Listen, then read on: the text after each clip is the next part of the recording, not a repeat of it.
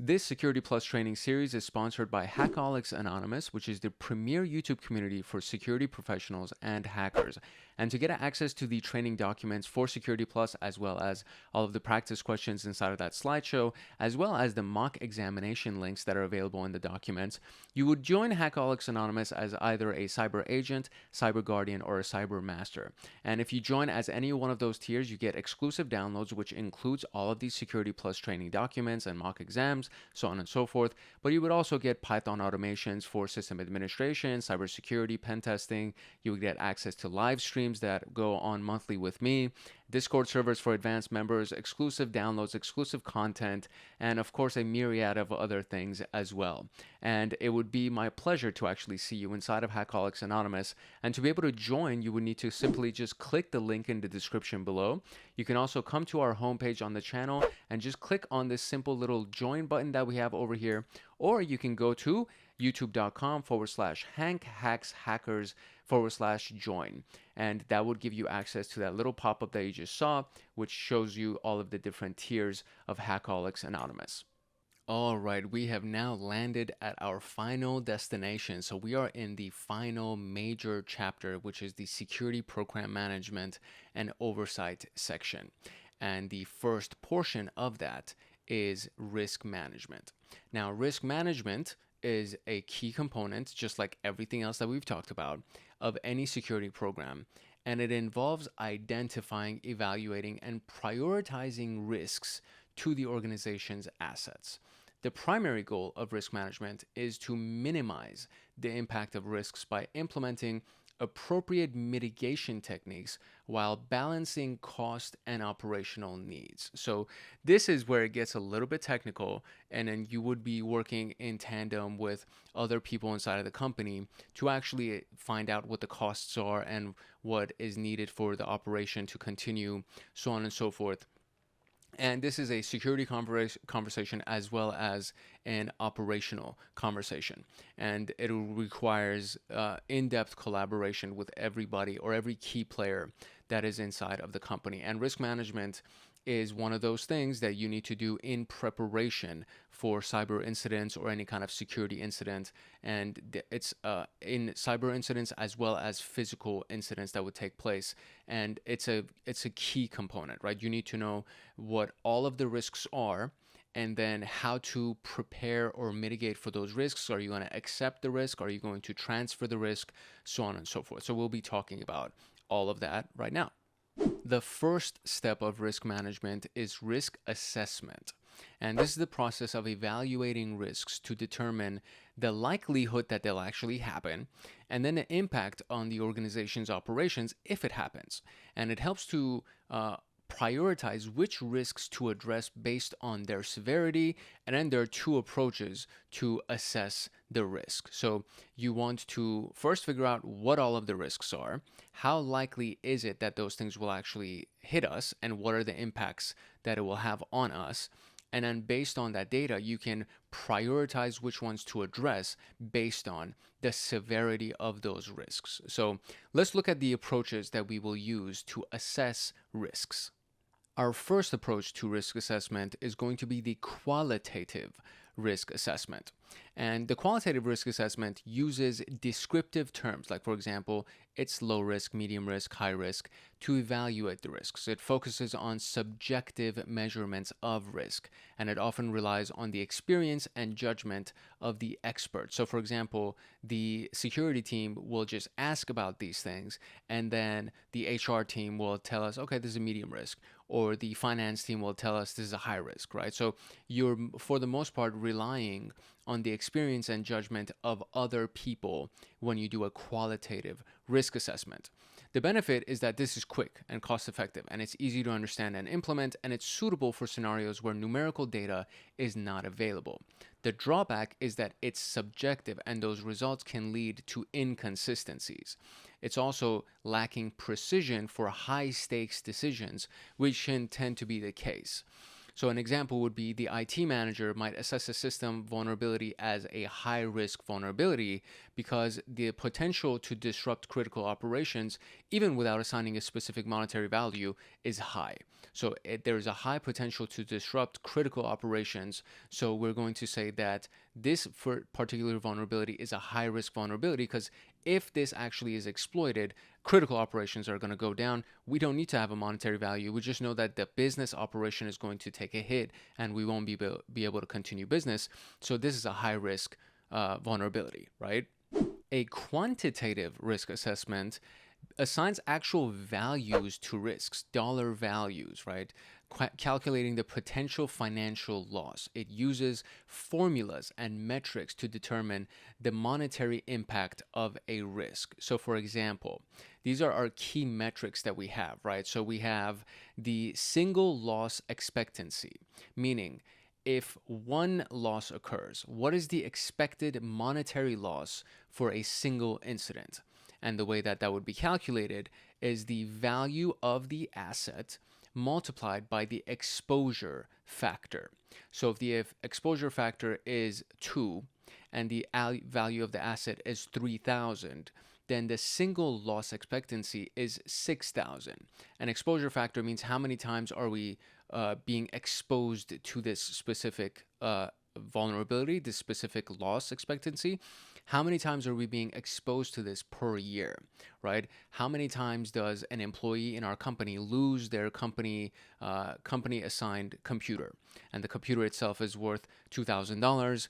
And on average, we have 3 different losses that take place, or the potential for losses, the exposure factor is 3 different times, and then the value of the asset is $2,000, so that's $6,000. Okay, so that's the potential for exposure is what we're calculating here, and then we're using that to calculate the expectancy of that singular loss. Now, how many times does this actually happen, right? So annualized rate of occurrence means the estimated number of times that the incident could actually occur in a year, right? Based on previous data, we've actually had employees lose their computer 5 times. And this is insane. And I understand we need to mitigate for that and but this is basically what happens, right? We can lose these assets up to 5 times a year.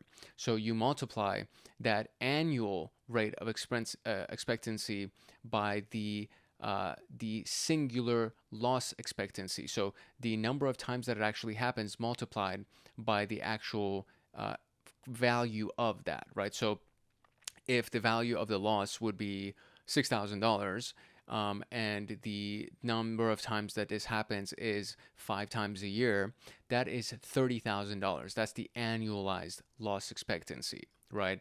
So this is essentially how you would calculate quantitatively what the potential for that risk is.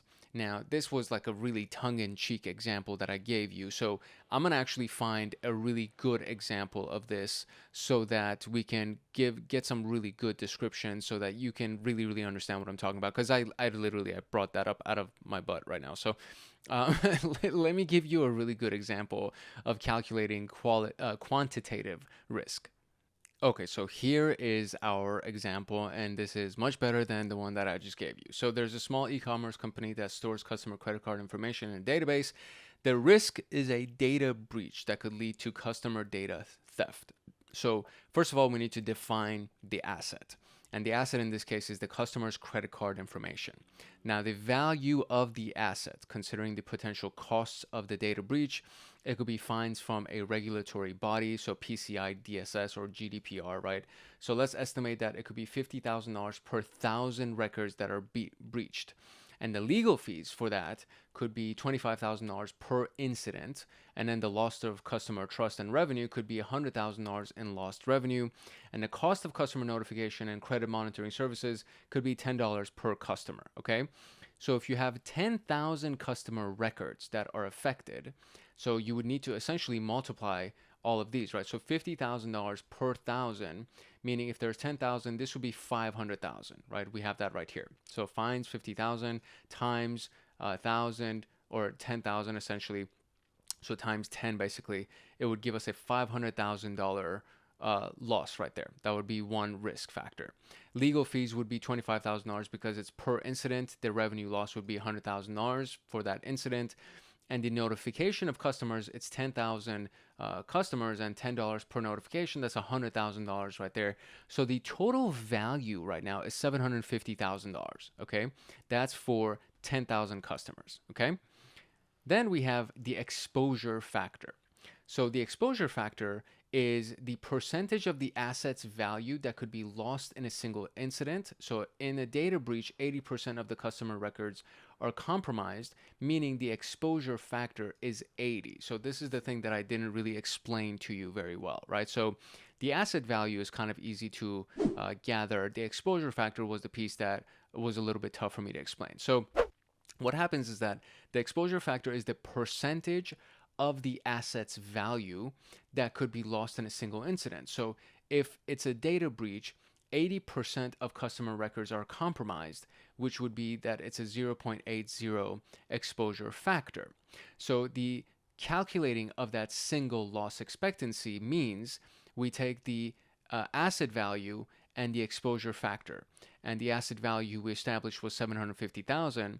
The exposure factor is 80%, meaning that the single loss expectancy is $600,000 for our single loss expectancy. Now what we need to do is determine the annualized rate of occurrence, which I was pretty good at explaining. So, and this one's kind of a gimme. So it's the estimated number of times this incident could occur within a year. It's highly subjective and depends on factors like the company's security measures, industry trends, and threat intelligence. So let's assume a conservative estimate of 0.05, meaning a 5% chance of data breach that occurs in a given year, right? There's a 5% chance that there could be a data breach in a given year. And this is highly subjective and it has a lot of different factors. So industry trends would probably be a really big one. Threat intelligence would be another one. And then your company's security posture is another one. So based on all of that, we could say, okay, there's a 5% chance or a 5% annual recurrence, annual rate of recurrence. And then so we would take that, the single loss expectancy, which is 600,000, and then we would multiply that by the annual rate of recurrence, which is 0.05, so 5%, and then the actual annual loss expectancy is $30,000. So what that means is that the expected annual financial loss due to a data breach in this scenario is $30,000 annually. This can be used to prioritize risk mitigation, so the company can use this information to justify investments in security measures such as stronger encryption, intrusion detection systems, and employee security awareness to reduce that annual rate of occurrence and the single loss expectancy. And you make better business decisions because it can help the company understand the potential financial impact of risks and make informed decisions about security budgets and resource allocations.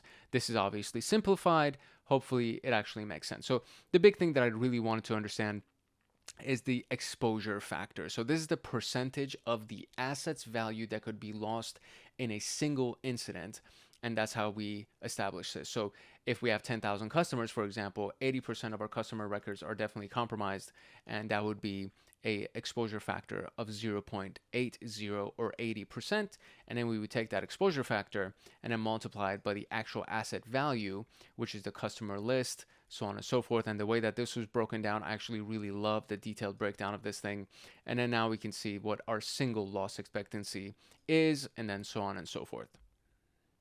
Now, obviously, the benefits of doing a quantitative instead of a qualitative, it would be that it actually gives you objective data-driven results, right?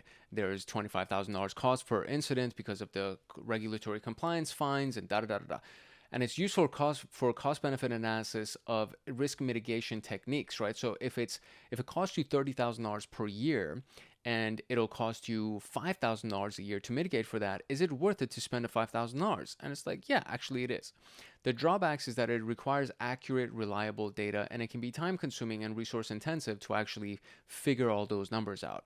If a server outage, this is an example, if a server outage has a single loss expectancy of $10,000 and an annual rate of occurrence of 2, the annual loss expectancy would be $20,000. That's an example without all of the detailed calculations that we just got. But now you can see that, okay, well, the cost of this server outage for us annually is $20,000. So is it useful for us to get a second server? And instead of spending $20,000, we're literally spending $100 a month to rent a second server from a cloud service provider. And now we have taken our exposure down from 20,000 to 1,200 bucks. Like, is that worth it? Absolutely, it's freaking worth it. So this is where quantitative data is so valuable. This risk assessment matrix is not quantitative. As you can see, there's no dollar values that are assigned to this. It is qualitative. And this is really the simplest way. Actually, I really very much love this. When I saw this, the first time that I saw this, I was like, this totally makes sense. Like, you can immediately wrap your head around it, right? So the likelihood of the event occurring, the likelihood of this risk, this vulnerability occurring. If it's very likely, likely, possible, unlikely, or very unlikely. And then the severity, it's negligible, minor, moderate, significant, severe. So if it's very likely to occur and it's severe in its severity, then this is a high impact, a high risk vulnerability, and we need to address this right now. If it's very likely and it's significant, or if it's likely and it's severe, it's still high risk, right? And we need to address this right now. Medium, high, medium, low, and then low, right? It's very unlikely to occur and the severity is negligible. Oh, it's not even that big of a deal. It's not obviously the top of our priority list. And if it happens, whatever. The most important thing is these three that we got to address. And then we got to take care of these medium high ones right here. And then these medium ones and so on and so forth. So, but the majority of your assets and your time and resources would be against these three. And then these ones that are the most severe that you have to address. And most of your time, energy, money will be dedicated towards mitigating those specific risks, right? So this is an excellent assessment matrix. I love this thing. It's obviously much simpler than doing a bunch of calculations, and it relies on whoever the team is that can come in and say, yeah, this is actually very severe, and so on and so forth. And then they give you that data, and then based on that, you will take the likelihood, and it's simple to figure this out. So much recommended. I highly recommend that this is actually used in your calculations. Okay, so now that we have assessed the risks, now we need to try to understand how we can mitigate these risks. And there are a handful of ways to do this, okay? Risk avoidance is the primary. So eliminating a risk by avoiding the activity that actually causes it, right? If you can actually avoid putting yourself at risk, you don't even have to worry about it. When the risk is too high and cannot be mitigated to an acceptable level is when you need to use this. How do we avoid this? We can't mitigate it, and it's way too high for us to try to absorb it. So we need to figure out a way that we can completely avoid it. So a company avoids storing sensitive customer data in-house by outsourcing to a secure cloud provider. That would be a way that you can avoid the risk altogether, right?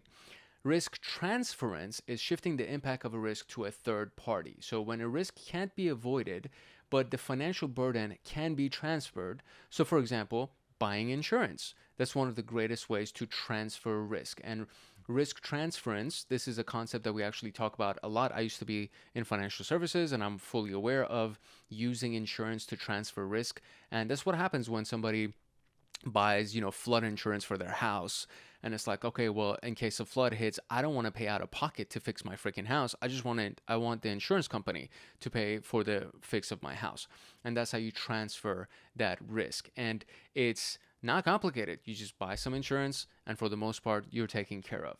So you can do the same thing for cybersecurity. You can have cybersecurity insurance to cover financial losses from data breaches. That's actually something that does exist, right? So you would look at the data breach cost per year. You say, okay, so if I can buy insurance that costs less than my annual loss expectancy, then it's worth it for me to buy this insurance. Risk acceptance is when you accept the risk without implementing any additional controls, because you basically say you can absorb the risk, right? So when the cost of mitigating the risk exceeds the potential impact, you'll say, all right, I'll accept the risk. So an organization accepts the risk of minor software downtime because the financial impact is minimal. It doesn't affect them financially, and then they can just fix the software or get it back online. So they don't need to spend thousands and thousands and thousands of dollars to try to fix it when the financial impact is minimal, right? Next to nothing. And then mitigation is the reduction of risk, which reduces the likelihood or impact of a risk by implementing security controls. And this is when the risks can be minimized through proactive measures. So implementing firewalls, antivirus software, regular updates to protect systems from malware. And this, in the cybersecurity context, should be done no matter what, right? You should try to mitigate the risk as much as possible to lower your annual loss expectancy, to lower the severity of any risk. And then from there, you say, okay, we mitigated it as best as we possibly can. Now, what are the potential damages? What are the risk values? And then from here, okay, now we can either try to accept it or we can try to buy insurance, so on and so forth. So when you're trying to manage your risks and you want to look at the key elements of how you can manage that risk, or what you need to consider, it would be the cost benefit analysis as the primary. So you have to weigh the cost of risk mitigation against the potential impact of the risk. And then over investing in controls for low priority risks can actually waste resources, and it's not worth it. So what is the cost of our mitigation, and then what is the benefit that we will get from that mitigation? And if the benefit isn't worth it, and should we invest all the money, right? Should we invest the time, energy, and money to mitigate the way that we think? Or for this particular risk, do we even need to worry about it, right? If it's low on the likelihood and it's low on the severity, should we even worry about this, right?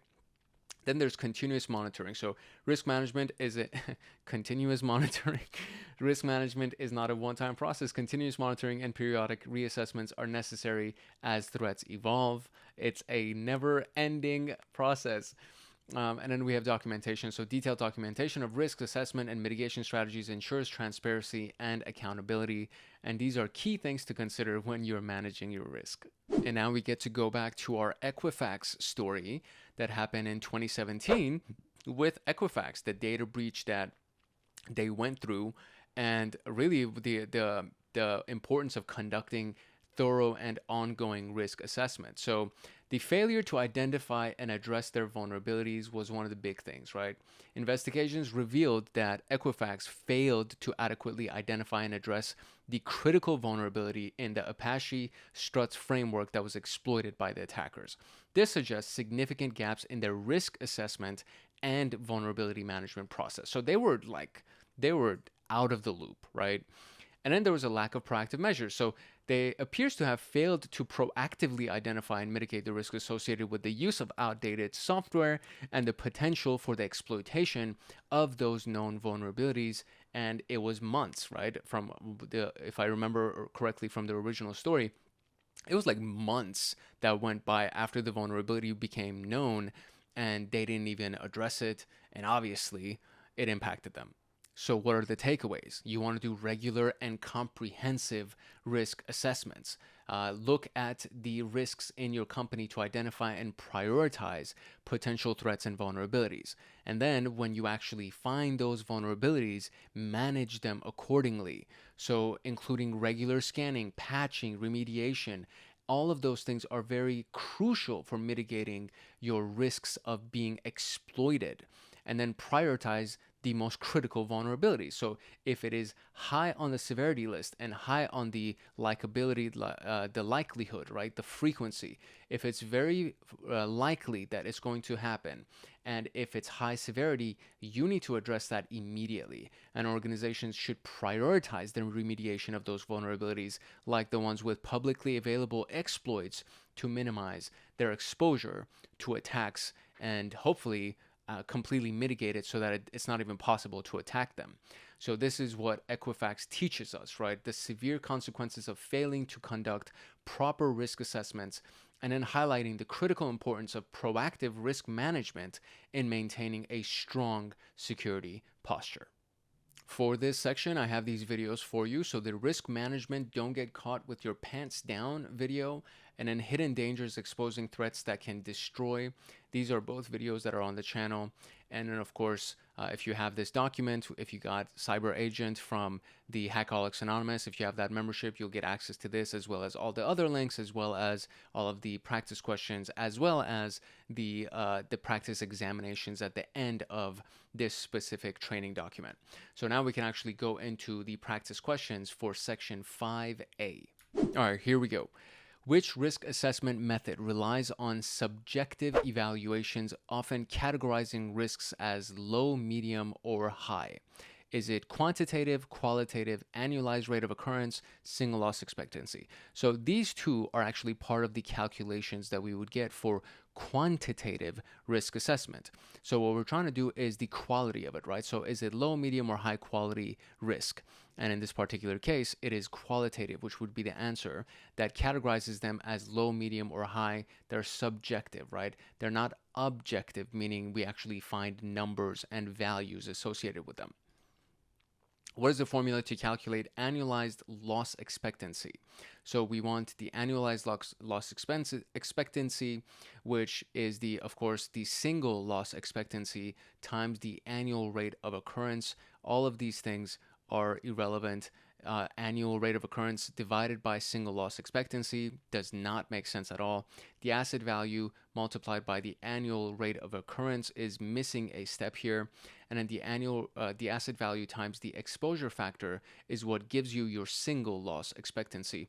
So in this case, it would be A, which is ALE equals SLE times ARO. If a data breach has a single loss expectancy of 15,000 and the annualized rate of occurrence is 3, what is the annualized loss expectancy? So you just multiply 3 by 15 and it gives us 45,000. And there we go. Which risk mitigation technique involves shifting the financial burden of a risk to a third party? So think about buying insurance, right? So what are you doing when you buy insurance? You transfer the risk. So risk transference would be buying insurance or shifting the financial burden to a third party. An organization decides to do nothing about a minor risk because the cost to mitigate it exceeds its impact. This is an example of what? They're not going to do anything about it, meaning they're going to accept the risk. So you are doing risk acceptance in that position. And what is the example of a quantitative risk assessment metric? So the quantitative, meaning you're calculating, right? So how do you calculate? How do you quantify something? We have the exposure factor, which is actually there. The likelihood of occurrence, low, medium, high, is part of the qualitative risk assessment. Threat probability is not part of the quantitative formula. And an asset impact description is also not part of the formula. So the only thing is exposure factor. Which of the following is a key advantage of using qualitative risk assessment? It produces exact numerical risk values, qualitative, not quantitative. So it does not produce numerical values. It is faster and easier to implement. That's pretty true. It's useful only for financial risks. That's not true because you need numbers for that. It requires complex calculations. That's also not true because that's quantitative. So it's faster and easier to implement. That would be qualitative. Risk avoidance involves which of the following actions? Sharing the risk with a third party, that's buying insurance, that's transference. Completely removing the source of the risk is, I would say, mitigation. I don't think it's even, no, that could be avoidance, right? So you avoid the risk by completely removing what could potentially cause the risk to take place. So I think that would be actually the answer. Choosing to accept the potential consequences, that would be risk acceptance, and in reducing the impact of the risk through controls, that would be mitigation. So completely removing the source of the risk is how you avoid the risk. Which risk mitigation technique focuses on reducing the likelihood or impact of a risk through implementing controls? So mitigation is what we're talking about here, and that would be risk mitigation. A company's use of cyber insurance to cover the cost of a potential ransomware attack demonstrates which risk strategy. So insurance, transferring the risk to a third party when you buy insurance. So you're doing risk transference, and very good. A company calculates that a server outage would cost $10,000 per hour with an expected downtime of 4 hours per year. Based on this data, the annualized loss expectancy is determined to be $40,000. What type of risk assessment are we using? It's not subjective. It's not heuristic, because heuristic has to do with signatures, right? So it's not subjective. It's not heuristic. It's either qualitative or quantitative. Now, quantitative, we are quantifying, we're counting. That's what we're doing over here. So it's a quantitative risk assessment. An IT manager categorizes risks as low, medium, or high based on discussions with the security team, focusing on the potential impact rather than the actual financial calculations. So now we're looking at the quality of the risk, which is low, medium, or high. Probabilistic is not even a part of it. Deterministic is not a part of it. these trick answers, man. Qualitative or quantitative are really the only types of risk assessments that you need to even be aware of. A company decides not to store sensitive customer data to avoid compliance requirements and potential data breaches. So they don't store sensitive customer data to avoid compliance requirements and potential data breaches. So what are they doing? They're avoiding risk, right? An organization purchases cyber insurance to cover potential losses. Now what are they doing? They're transferring risk. Very good. A company acknowledges that its email system could be down for up to 2 hours during an upgrade, but decides not to take further action, and that is acceptance. So it's down for 2 hours. We're not doing anything to take care of it. We're not transferring our risk. We're not avoiding the risk. We're not mitigating. We're just going to accept that this could happen, whatever. And that's it. That's all we had for 5A. And I would say that's actually a very useful chapter, honestly. It's a big one for just risk assessments and trying to figure out how to calculate the value of a risk vulnerability, so on and so forth. So hopefully you found a lot of value out of that one. So let us dive into compliance and governance. Fun topic right here. Compliance is always a fun topic. That's sarcasm, by the way, if you weren't able to notice. All right, let's go. Compliance and governance are my least favorite topics when it comes down to cybersecurity or really anything, really. Because, I mean, I don't know, man. To me, it's not exciting. To me, when we're talking about cybersecurity, hacking, and all these other cool topics, it's like, all right, man, I have to worry about compliance now.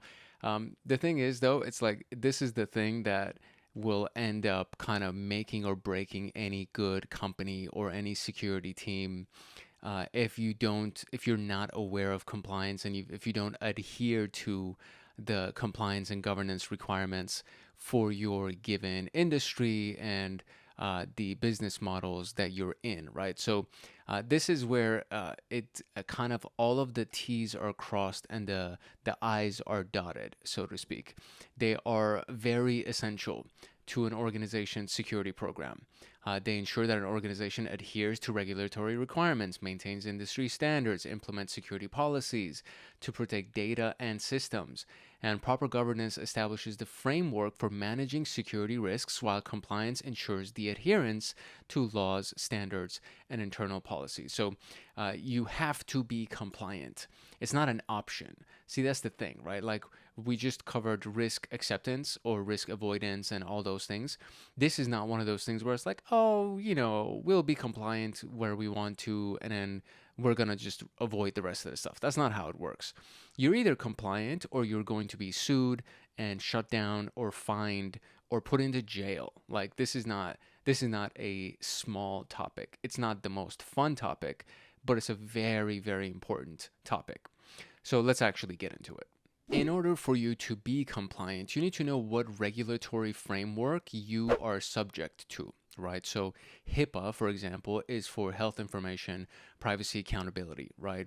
PCI is for payment card industry standards. So depending on what environment you're in, depending on what kind of business you're running, the regulatory framework that you have to be compliant to will change, right? So the framework, the regulatory framework, establishes the rules and the guidelines and obligations for you so that you can follow them to protect sensitive information, ensure transparency, so on and so forth. So they make it transparent for you, right? They make it easy to follow for you in the sense that there's nothing secret, right? So if you know that you're in a certain type of environment, you basically know what the regulatory framework is that you have to follow.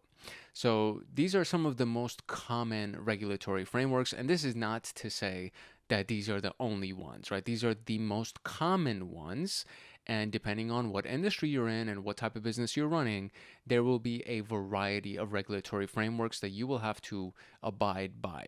right? And unless you're the business owner, unless you're the person that started the company and has to worry about that, for the most part, your company, your employer, your CEO, your chief compliance officer will tell you what the regulatory frameworks are that you have to abide by.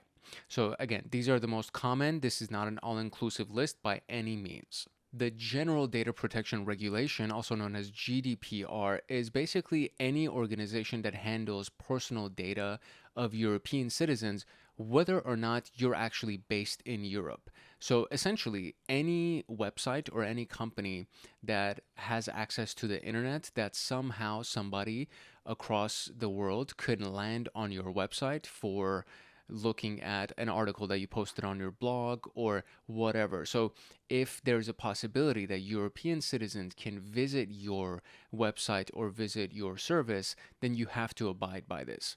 And it focuses on data privacy, providing individuals with rights like right to be forgotten and requiring organizations to obtain clear consent for data collection. So when you land on a website and it says, hey, we have cookies, do you allow us to use cookies? That's a part of GDPR. So you have to give them the option to opt out, right? You have to give them a choice to say, I don't want you to collect my information.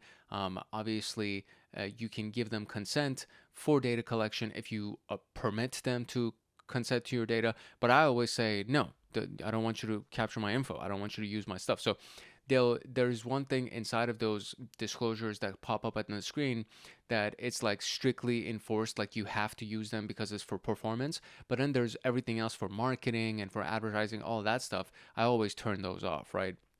The key principles include data minimization, purpose limitation, and accountability.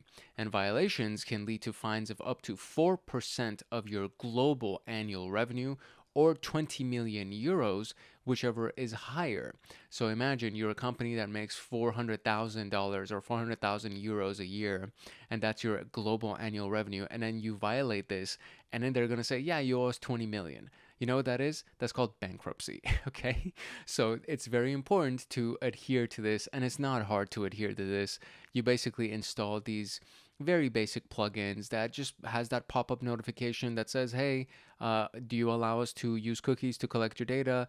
If not, great, just turn it off and we won't collect your data. And that's basically it.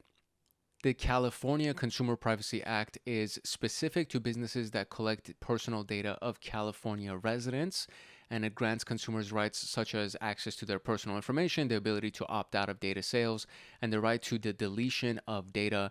And it applies to businesses meeting specific thresholds like a $25 million in annual revenue or processing data of over 50,000 customers. So this doesn't apply to every single business, and it doesn't apply to every single state. It's for the businesses that collect information of California consumers, and if they meet at least these sizes. Now, I will say that there are essentially versions of this for all of the major states. So, for example, there is one for New York, I believe, for essentially for every major state that has a high level of residents, a high number of residents. For the most part, there is some kind of state-based regulation that a business would have to abide by to transact in that state. And then the same thing can be applied to countries all over the world, that if they're big enough and they have a large enough number of residents, and if you're a business doing business in that state or country, then you would have to abide by the local rules in that country and state. The Health Insurance Portability and Accountability Act, also known as HIPAA, is a U.S. regulation that protects sensitive healthcare data, which is also known as PHI, which is Protected Health Information. And this applies to healthcare providers, insurance companies, and any business that's associated or business associates that handle personal or protected health information. So this requires safeguards for confidentiality, integrity, and availability of health information through administrative, physical, and technical controls, and violations can result in hefty fines and legal consequences. And this is a really big one. If you go to a hospital, there's HIPAA. If you buy insurance, there's HIPAA. For the most part, private or protected health information is very, very sensitive, And I mean, there are so many different reasons why this is important.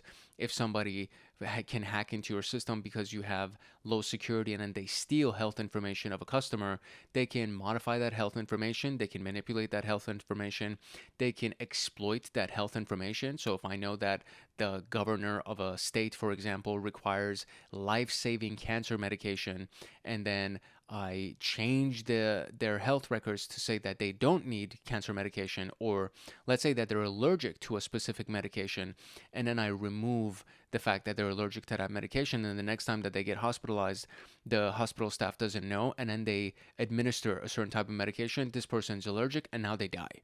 Right? That's crazy to think about, but that's actually a potential vector that somebody could take to attack a governor or somebody that's high in the chain of society. So health insurance portability, accountability is a very, very, very important regulatory compliance kind of an environment. And basically every single company that even remotely deals with health information of a customer has to abide by HIPAA. Sarbanes-Oxley, also known as SOX, is the act that requires financial institutions to abide by certain activities. And so this is a U.S. law that's designed to improve corporate governance and prevent financial fraud. It applies to public companies and their financial reporting processes, as well as banks, for example. Requires implementation of controls to ensure accurate financial reporting and secure handling of financial data. And audits, so internal audits and external reporting, are mandatory under Sarbanes-Oxley compliance, which essentially means that every single bank or basically any company that has financial or is subject to financial fraud or financial reporting or anything like that, they have to do at least an annual internal audit. And we used to do it twice a year. So we would do a preparatory audit to actually prepare for the auditor who comes in and audits us. And then there was the official audit that would happen where the auditor would come in and audit the branch. So Sarbanes-Oxley is another really, really big one. And it basically applies to every single company that handles financial reporting or financial data and secure handling of that financial data. And it requires the audit of your systems and your processes to make sure that the way that you handle financial data is secure and people cannot be under fraudulent or people cannot be defrauded, right? Now, just like there are security policies or just like there are regulatory compliance, there's also security policies that are required for a company to adhere to. And these are documents that are written that basically outline the rules and expectations for managing security in an organization. And this falls under compliance and governance and all of that as well.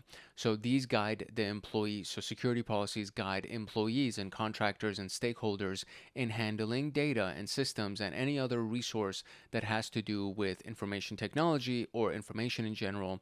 And you want to do that securely, obviously, because it is a security policy. So there are a few common policies. The first policy is the acceptable use policy, also known as AUP. And this defines what users can and cannot do, right? So what they are permitted and prohibited from doing with the company resources, like a company computer or the company's network or the company's data. So for example, if you try to watch pornography on your work computer, you are not abiding by the acceptable use policy. So this covers such areas such as appropriate internet usage, email communication, and software installation. You can't just willy-nilly install whatever software you want. It prevents misuse of organizational systems like accessing unauthorized websites, illegal downloads, or using systems for personal gain, right? So you can't use the office printer to print 1 million copies of I don't know, a flyer for your party this weekend. Like, you can't do that, right? It doesn't fall under acceptable use. And so every single company has an acceptable use policy. And at the very least, if there are no computers or anything like that, there's the data within the company that you need to use responsibly. And you can't sell the data. You can't do anything that would be a conflict of interest by using the company's data to go do something else for another company or whatever. You know what I mean? So acceptable use covers computers, networks, and data. It covers equipment and data, and the locations and data. Like you can't invite your girlfriend to come to your office to have lunch with you every day and feed her from the office or give her, I don't know, you know what I mean? Like just think about anything that would be like crazy to think about. And it's like, well, you can't do that, dude. Like you need to be professional. You need to use these resources for the purposes of the business and for the purposes of the company. And if it's anything outside of those purposes, you can't do that. The remote access policy are the rules for securely connecting to the company's system from remote location. So this is like the requirement to use a VPN when you connect to the company's network. When you use multi-factor authentication, when you want to log in from a secondary location into your company website, and encryption of remote sessions. All of these things are very, very important. So when you use VPN, you're essentially creating an encrypted tunnel between you and the company database or the company web server, and then now you actually have an encryption of the remote session. This ensures that the employee working remotely accesses company's data securely without exposing it to unauthorized entities, and this all falls under the remote access policy. The BYOD policy, the Bring Your Own Device policy, governs the use of your personal device, so for example, your laptop or your smartphone, to access organizational resources, for example, the company's Wi-Fi, right? It includes rules for ensuring device security, such as the mandatory antivirus software that needs to be installed on your device, encryption that needs to be used if you're going to access company resources or company data, and mobile device management, which is also known as MDM solutions. And these things, if you're going to use your personal device to do business transactions, you have to adhere to this type of stuff. For example, the MDM, mobile device management solution, which is basically an application that would be installed on your phone to be able to monitor your phone and help manage your phone, as well as if you're going to connect to our Wi-Fi using your computer, then you can't use our Wi-Fi to do inappropriate activities. Let's just call it that. So this addresses concerns about data leaks, unauthorized access, and malware infections from unmanaged personal devices, which is why there is something called the mobile device management solution, which is the application that essentially monitors your device. So the moment that you use your personal device to do business activity and you have an MDM solution installed on it, that is technically no longer your device, at least during business hours or when you're accessing business resources, right? They have the right to monitor your device from that moment on because you are agreeing to use your personal device for business purposes. So, I mean, we know that we need to adhere to compliance and we need to adhere to governance and all these different rules. And we may or may not necessarily know what the benefits are, but there are benefits to it. So you essentially reduce risks. That's one of the big things, right? It helps to identify and mitigate potential security and legal risks. That's like a big one. A legal risk to be avoided, you usually have to adhere to a bunch of other laws and regulations to avoid the legal risk, which then ties back to security. So it's like to avoid the legal risk, you need to have a secure infrastructure. Then there's data protection, so ensuring that sensitive and personal data is handled responsibly and securely. And then protecting the reputation of the company because you don't want to lose your customers, you don't want to lose your partnerships or the stakeholders that you have in the company. And of course, avoiding fines and penalties because that actually costs real money. And if you're non-compliant, you get fined, and fines can add up very quickly. I don't care how big the company is. So for example, the GDPR thing that we were talking about for the European citizens, it's either 4% of your global revenue or 20 million euros. Do you understand? That's an insane amount of money, especially for a company that doesn't make 1 million euros per year globally. You know what I'm saying? That's insane to think about.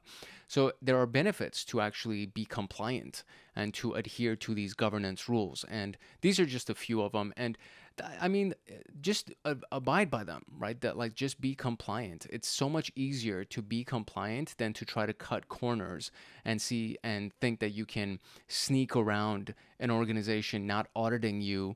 And it's like, dude, just abide by them. Just be compliant. It makes your life easier. It makes your customers happier. And long term, your reputation will be solid because you are compliant and you care about your business reputation and your customers' information, so on and so forth. So what's the story for this section, right? So we have the British Airways situation. that happened in 2018. And this was a GDPR fine that was issued to British Airways. And this is one of those examples that it's like, okay, why not just be compliant? I don't understand. In 2018, a data breach at British Airways compromised the personal and financial data of nearly 500,000 customers. So that's a big number there. The UK's Information Commissioner Office, or ICO, found that the British Airways had violated several key GDPR principles, including data protection principles as well as accountability. So the company failed to implement and maintain appropriate technical and organizational measures to ensure the security of personal data. And then British Airways failed to demonstrate adequate accountability for the processing of personal data. The fine was a whopping 183 million euros. I think that's euros, right? I think that's euros. I don't know what the sign is for euros. I don't know if that's euros or if that's pounds or what it is. But while the fine was reduced to 20 million, it remains a significant penalty that serves as a strong deterrent for other organizations. So the initial proposal was 183 million. It's really insane to think about. And then obviously their lawyers earned their keep and they reduced it to 20 million. So what are the takeaways, right? GDPR compliance is non-negotiable. I would venture to say that compliance with any regulation that governs your industry is non-negotiable. Organizations have to prioritize GDPR compliance to avoid facing substantial fines and reputational damage. Data protection is an ongoing process. It's continuous. Compliance with data protection regulations requires ongoing effort, including regular assessments and audits, implementation of appropriate security measures, and continuous monitoring. And the importance of accountability: organizations must be accountable for the security and privacy of personal data that they process. British Airways case highlights the importance of data protection compliance and the severe consequences of failing to prioritize data security. There is a video for independent studies on this channel under compliance, governance, and regulation, so have fun with that one. And let's dive into our practice questions. All right, so here we go. Which of the following regulatory frameworks focuses on the protection of healthcare data in the United States? And that, of course, would be the Health Information Portability Accountability Act. And that would be the answer. GDPR is for the Euro Union. CCPA, I don't even know what that is, so I'll look that up. And then we have Sarbanes-Oxley, which is for financial data. So let's look up CCPA real quick. Oh, no, I remember. That's California Consumer Privacy. Okay, that's the California Act for California Consumer Privacy. Okay, cool. What is the primary focus of the General Data Protection Regulation, GDPR? Preventing financial fraud in public domains or public companies, managing personal data privacy for European citizens, that's the one, ensuring acceptable use of organizational resources, monitoring consumer data sales in California. So this was the CCPA. Acceptable use of organizational resources was a security policy, and then personal data for European citizens, that's the answer right there. The California Consumer Privacy Act, CCPA, provides consumers with which of the following rights? Right to accurate financial reporting, right to deletion of personal data, right to audit healthcare data, and right to secure encrypted communication. I want to say deletion of personal data. Yes, excellent.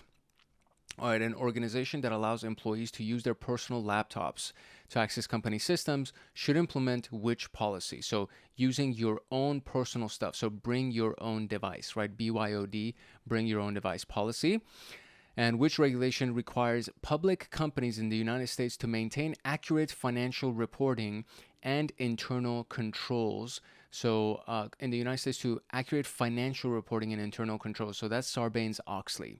GDPR was the European Union. HIPAA is for health information. CCPA is California. Sarbanes-Oxley, SOX, is for financial reporting. What is the purpose of the acceptable use policy? To ensure proper handling of financial data? No. To outline appropriate use of company resources? That's the one. To mandate encryption for remote access? No. To provide guidelines for healthcare data security? No. So B, outline appropriate use of company resources. Which of the following is a key requirement of a remote access policy? And that is disabling employee personal devices. That's not true. Using VPNs, and that is very important because it provides a encrypted tunnel. Collecting consumer data consent, that's not true. Encrypting health data, That's more under HIPAA. So if we're talking about remote access policy, we're talking about virtual private networks.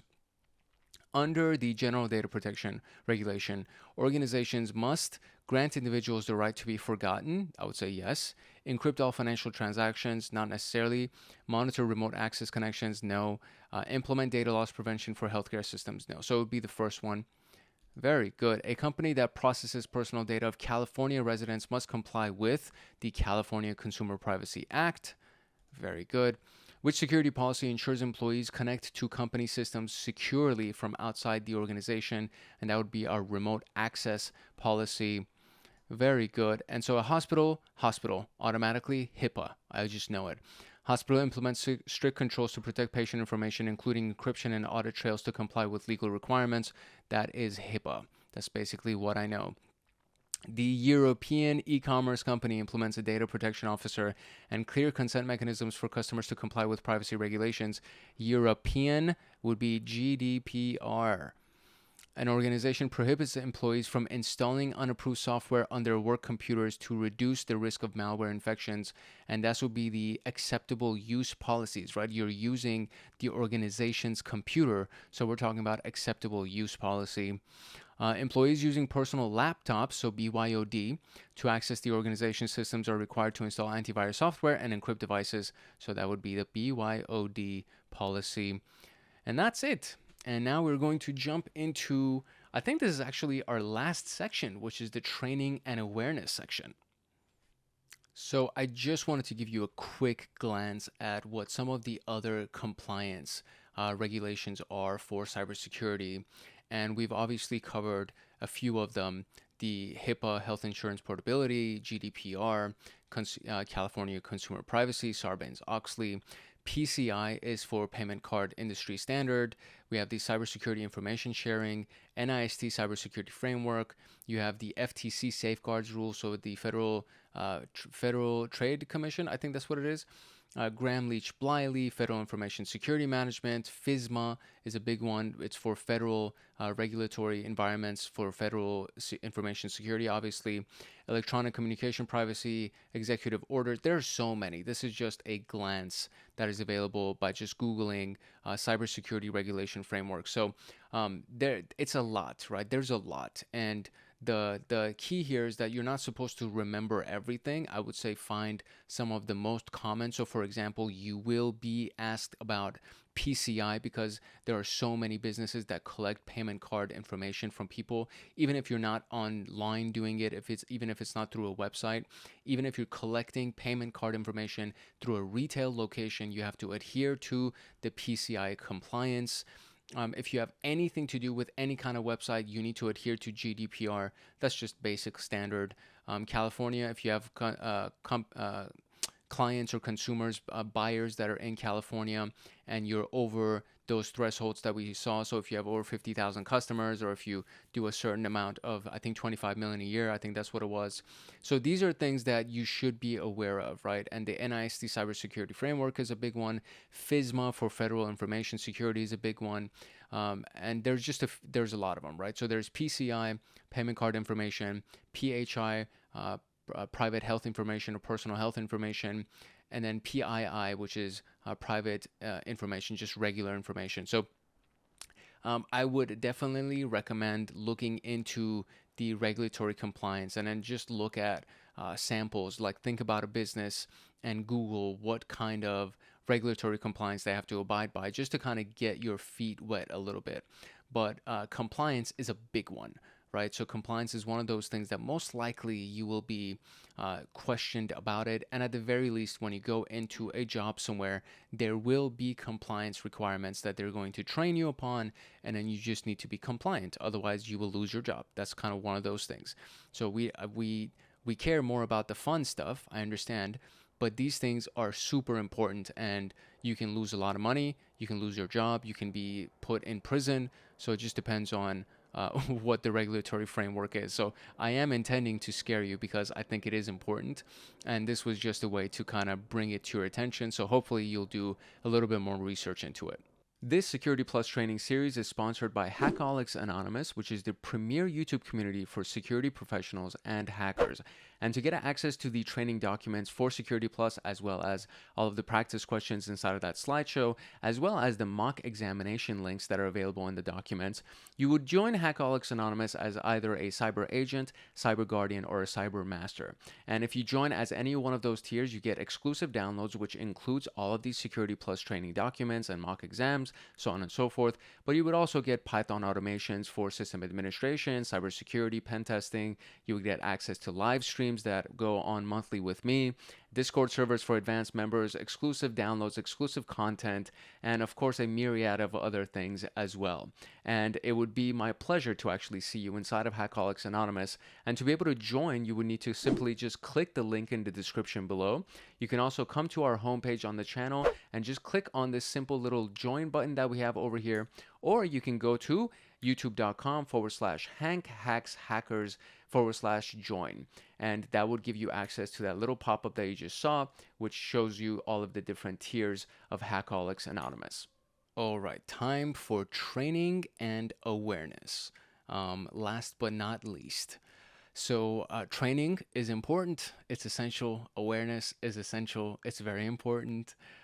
These are essential components of an organization's overall security program, mainly because of the fact that it involves the human being, which is the weakest link in the chain.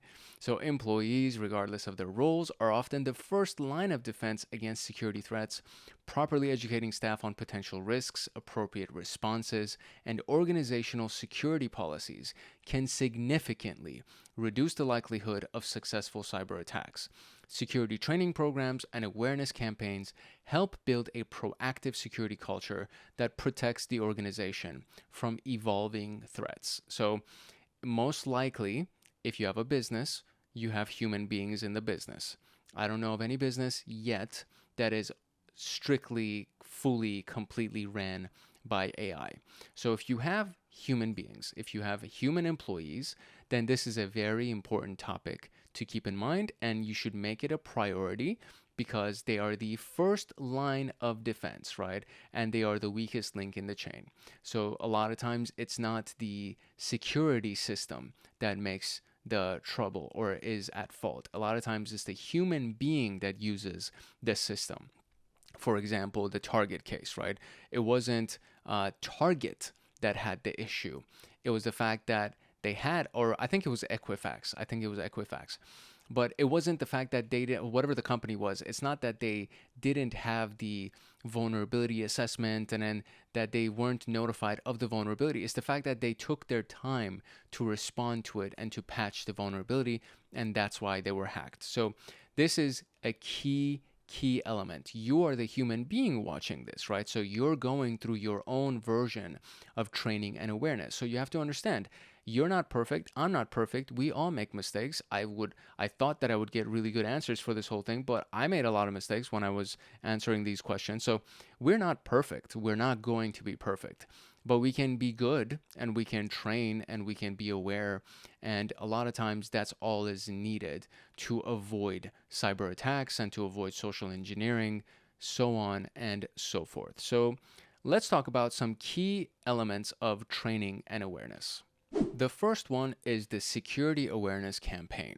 So these are campaigns that the company runs to educate employees, to educate contractors and stakeholders about cyber threats and how to mitigate them.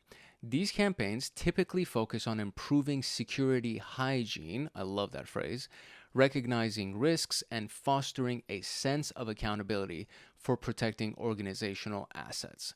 And of course, there are different elements or sub-elements, different steps to making sure that you actually have a really good security awareness campaign. These are some of our key elements. So phishing and social engineering awareness, really big one. So training employees to recognize phishing emails, suspicious attachments, and malicious links. And there's nobody that's exempt from this, right? This is something that should apply to the brand new employee coming down from the bottom to the CEO, right? Providing real world examples of phishing attempts is a really good way of showing people this. And it's like, hey, there's this one email that I always get. Like, there's two. I'll give you two examples. One of them was this email that basically said it was designed to look like it was meant for somebody that was in payroll, and it said, the payment chart or something like that. It's attached, and it was sent to everybody. And then there was a malicious attachment, and so who can resist clicking on payroll documents to see how much the CEO is making and how much all these people are making? So that is such a great curiosity builder that of course you would click on it. Now there's another one where there was this story of a banker, like a private banker, who got an email from his CEO saying, hey, I want you to transfer $100 million to this account. And the employee goes, would you mind meeting me in person to give me these instructions? And the CEO's like, I'm out of the country, but I can get on Zoom. So here's the Zoom link, and then invite all of your coworkers so that you can feel comfortable, right? So he goes on the Zoom meeting, his coworkers are there, the CEO's there, and then he receives the instructions again. And so he transfers the $100 million out of the account. Now, what happens, as they find out later, is that somebody used these deep fake programs, these AI emulators that can basically take an image of somebody and create a video out of that image. And that's what they use to take pictures of his coworkers and a picture of his CEO and create these little videos that were inside of that Zoom meeting. And then from there, the guy was hacked. He was socially engineered, and he transferred $100 million out. And by the time that they found out about it, the money was gone and they were not able to track anything back. So this is real stuff that's happening, and these are great examples to share with somebody for phishing and social engineering awareness. And then conducting simulated phishing exercises to test people's awareness to see if they'll actually click on the links or open the attachments. And then we have password security and best practices. So make sure that they actually have strong passwords in place. And if you would really want to take this a step further, when they create a password, you can run that password against the RawQ password list, for example, which has like something like 20 million weak passwords in it. And if the password that the user is creating matches any one of those weak passwords, you can say, yeah, this is not accessible or acceptable. You need to change your password. This is a weak password. You need to change your password. And another way is to have, multiple characters. You need to have like at least 12 characters long. It needs to be a capital letter, lowercase letter, numbers, and special characters. And then that ends up being one of the rules as well. And then, of course, multi-factor authentication, right? So when all else fails, there should be a secondary device or some kind of a secret code that's sent out, or an authenticator app or something that's used to be the second form of authentication. And then encouraging the use of password managers to avoid reuse of credentials, which is another really big deal. So to kind of have, it's like a single sign-on type of a thing. So you can use the password for your password manager. Your password manager creates complex passwords for you. It stores them for you. And from there on, you just have to have a really strong password for your password manager. And then your password manager has really complex passwords that are stored in it so that there's never a reuse of credentials happening. The next one would be safe internet and device usage. So training people to avoid insecure websites or downloading only verified software, and then highlighting the importance of encrypting devices and data and their communication back and forth. For example, that remote use policy. And then we have data handling and classification. So teaching people how to properly classify and secure sensitive data, and explaining the risks of improper data sharing and storage, right? So if you store something like your password on a post-it and you attach it to your monitor, chances are somebody could just lean over your shoulder and learn your password. That's like a simple example of it, but it's important to understand that is not proper data usage, right? That's not proper data storage, right? So this is very important to learn how to classify sensitive data. And then once you've established that it is sensitive data, how do you handle that data?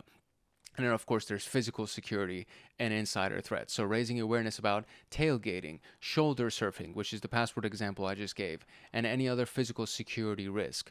And then emphasizing vigilance against internal threats or accidental breaches. So in case somebody accidentally does something, maybe they're not doing it on purpose, but in case somebody accidentally does something, or in case somebody purposefully does something from the inside and accidentally breaches or something like that, you need to be vigilant in that as well. It's not just trying to protect from threats that are coming in from the outside. A lot of times it's something that somebody does on the inside, and an accidental breach could be something that's done through a phishing campaign or social engineering campaign. So these are things that are just as important as everything else that we've been discussing. There are a lot of ways to raise awareness. There are a lot of ways to do an awareness campaign and deliver them. You could do a workshop or a webinar. You could have newsletters, posters inside of the lunchrooms. You can have interactive simulations, which are really strong. You can have e-learning modules, which are also really strong. The key is to ensure that these campaigns are engaging, relevant, and tailored to the organization's specific needs, and they are continuous, they are perpetual. It's not a one-time thing. You should be doing this regularly, and people should understand that security is a big element of the business staying afloat, and if the business stays afloat, they get to keep their jobs, and we get to all be happy. So security should not be a once-in-a-while topic. It should be something that is talked about all the time so that people are just aware of it. It's in the forefront of their mind, and they never forget it.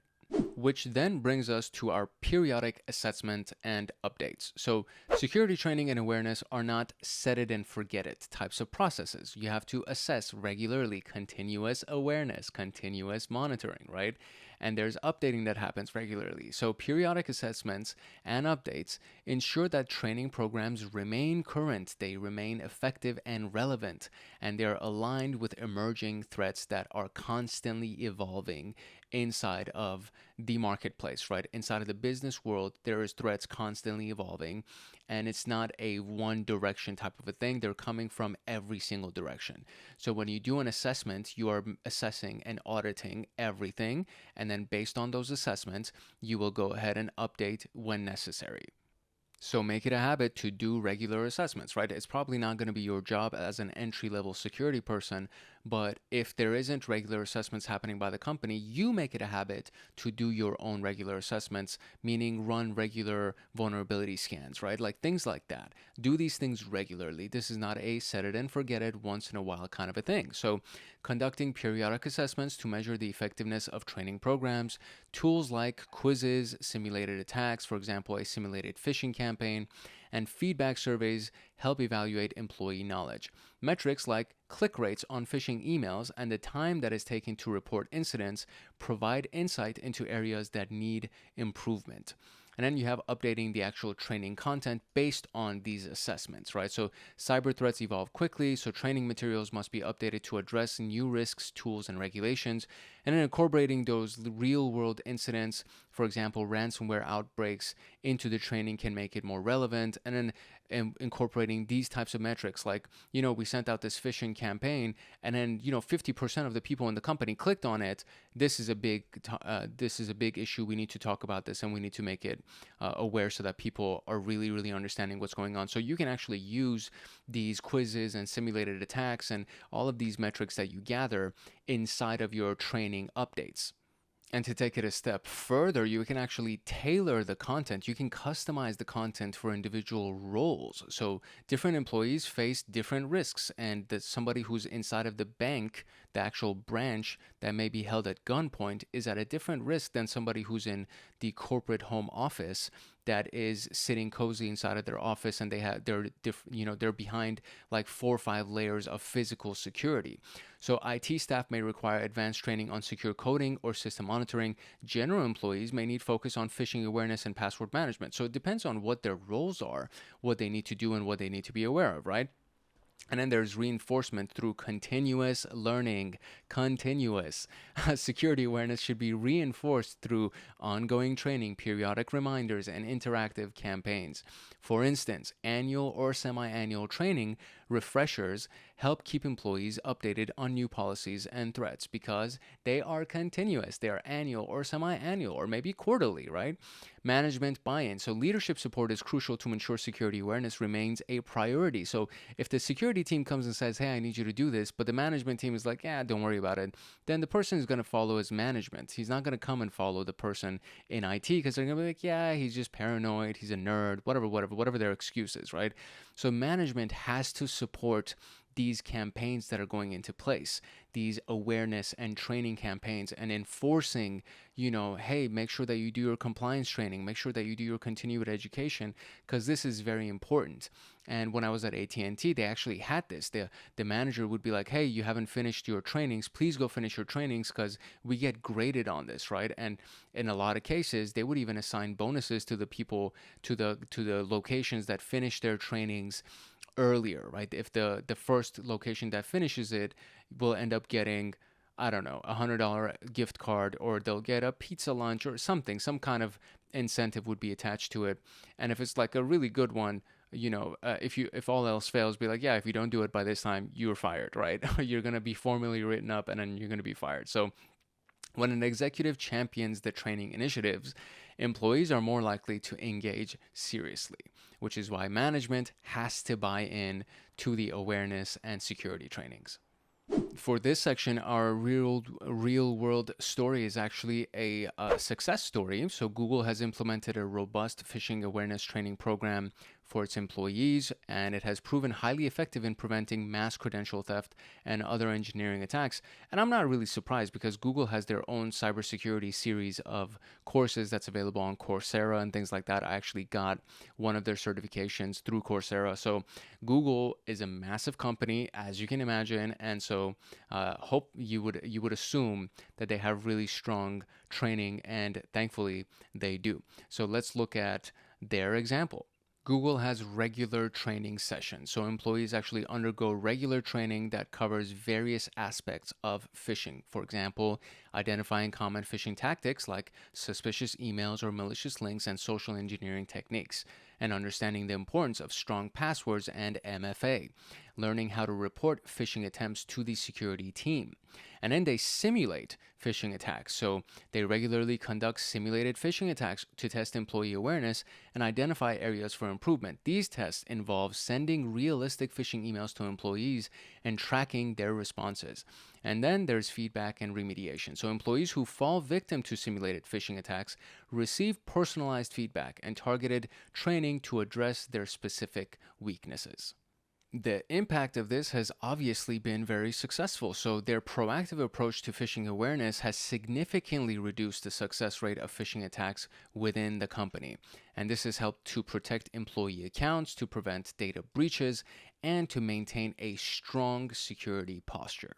So to reiterate, as the key takeaways here, phishing awareness training is crucial, regular training and testing is crucial, continuous improvement is crucial. So you don't want to do this once, you don't want to just set it and forget it. You want to be doing this regularly because it actually does work, and it actually does raise the awareness of the employees, which in overall helps the company and helps them keep their jobs and keeps your customers happy and keeps you compliant so you don't get fined and all that good stuff.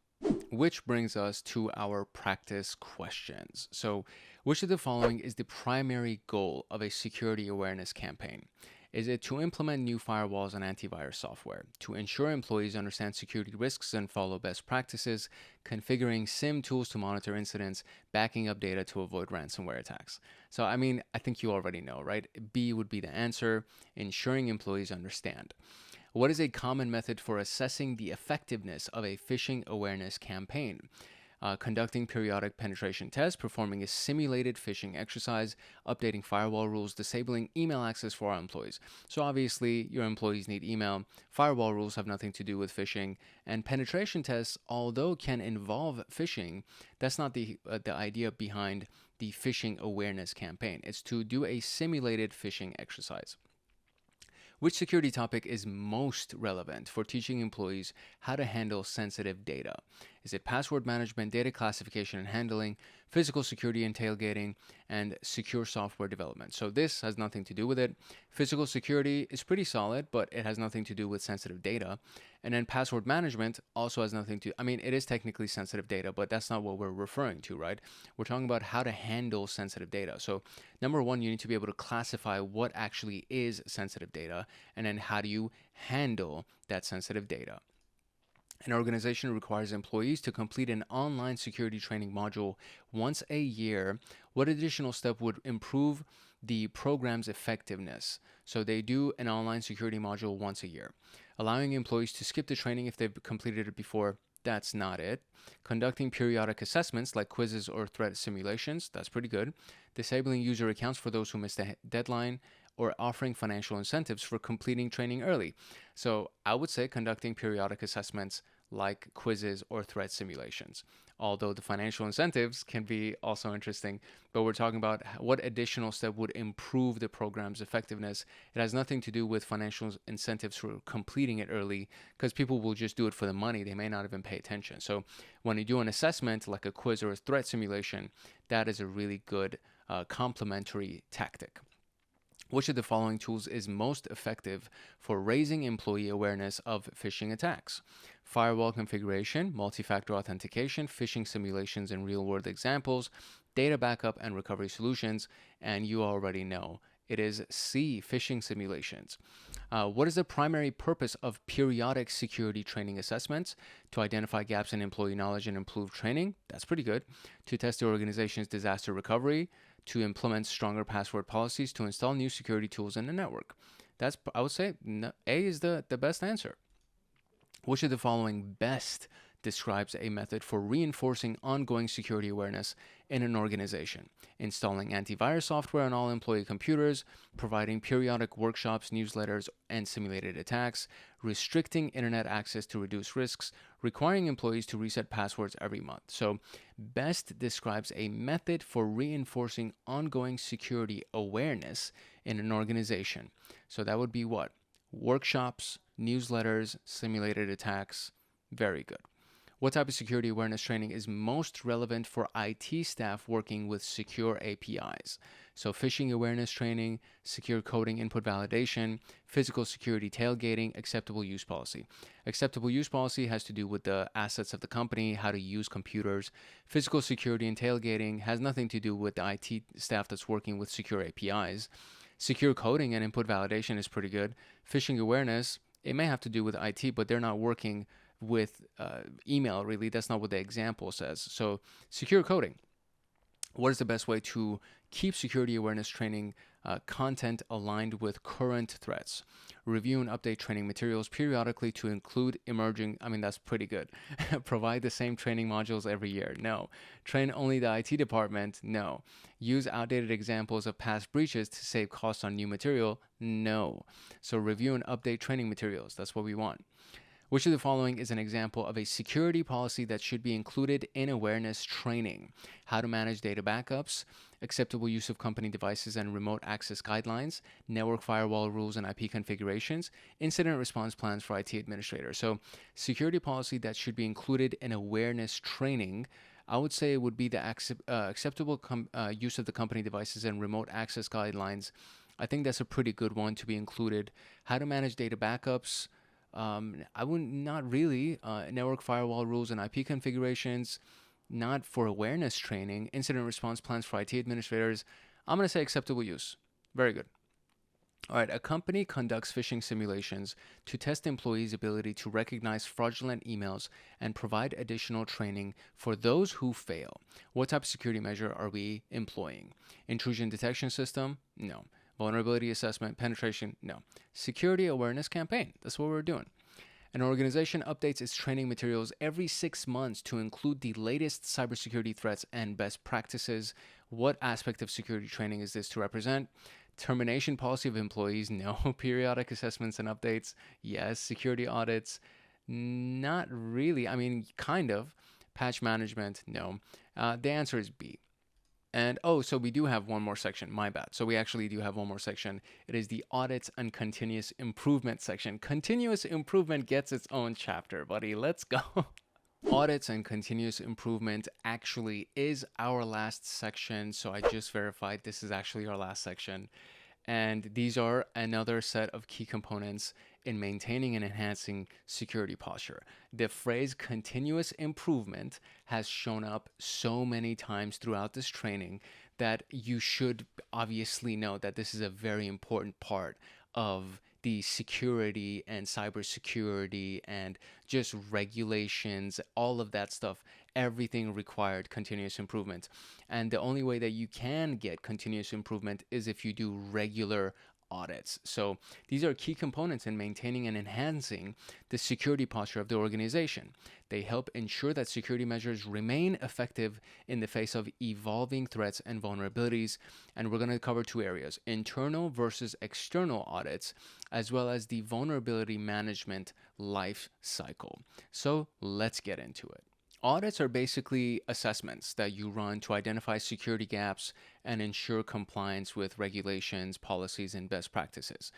You can do it by the internal staff or external parties, and depending on what industry you're in, you have to do both, right? So if there's going to be an external audit, lo and behold, rest assured that your company is going to say, okay, well, we're going to do an internal audit to prepare for this.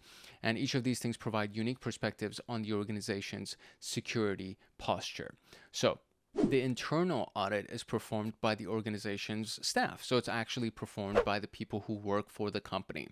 And it's typically from the audit department or the designated security team that would do this. The primary benefit of the audit or the internal audit is that they're often more familiar with the organization's processes, systems, and potential risk areas, so they know where to look, right? They know what the weaknesses and vulnerabilities are. The internal auditor performs frequent and detailed checks.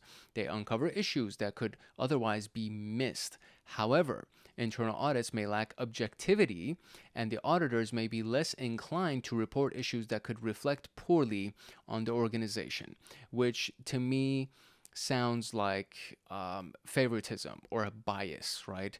And there is no such thing as biases or nepotism or favoritism, none of that stuff, right? Internal audits should be like external audits because there will be an external audit, and if you don't point out what the flaws are or where the vulnerabilities are, you are going to be screwed when the external auditor comes in.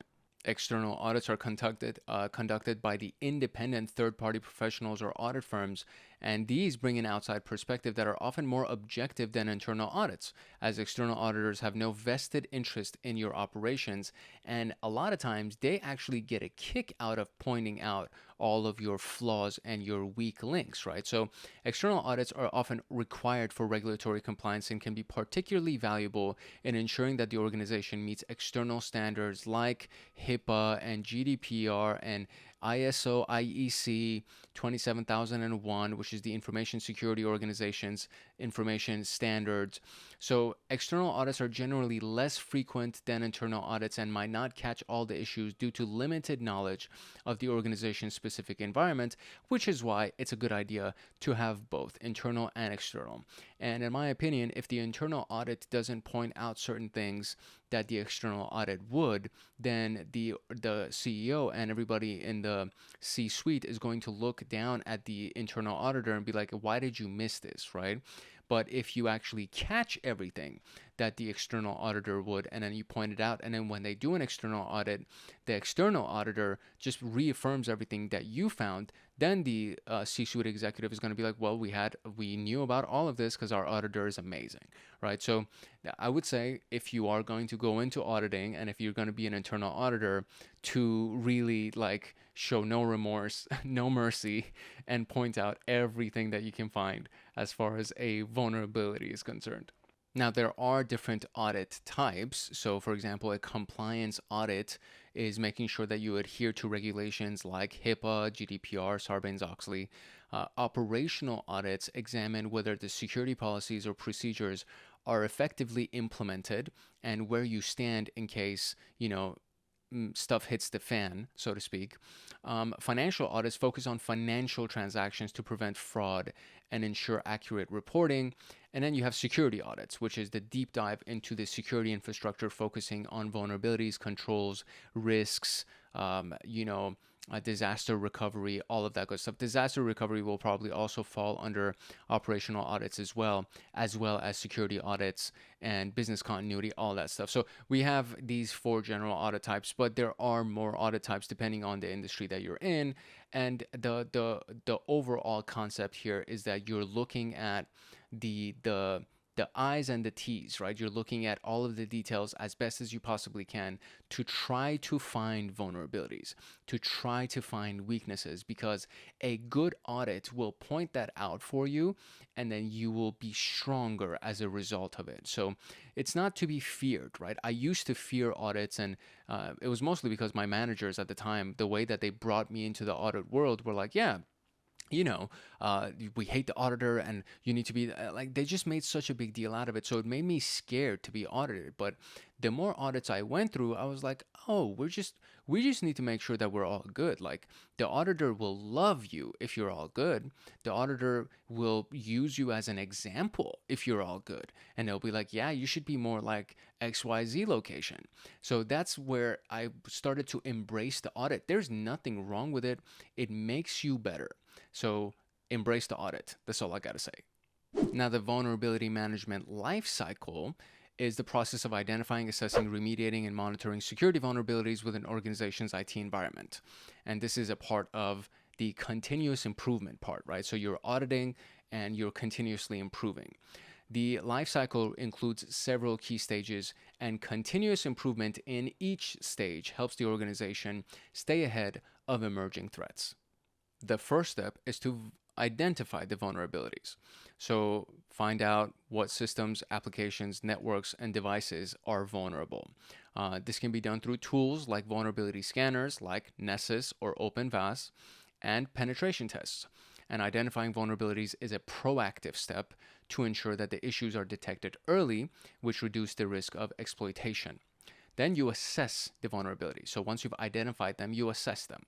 And you need to find out how severe they are. So what is the severity and the potential impact of these vulnerabilities, right? So we did the quantitative and qualitative assessments, right? Those essentially are the same thing. So they could be classified using a risk system like the Common Vulnerability Scoring System, which we also covered earlier in the course.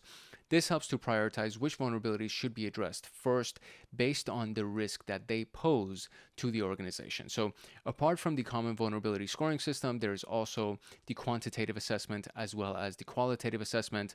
But if you're looking at a qualitative assessment, it's kind of better to combine the qualitative with the CVSS, the scoring system, because this also gives you, low impact, high impact, critical impact, stuff like that.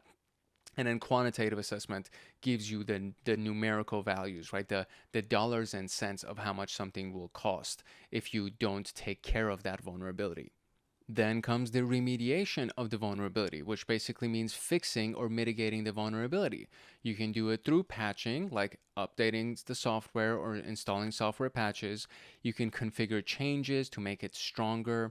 You can have workarounds, right? So temporary solutions when a patch or fix is not immediately available. What do we do to still protect ourselves against this?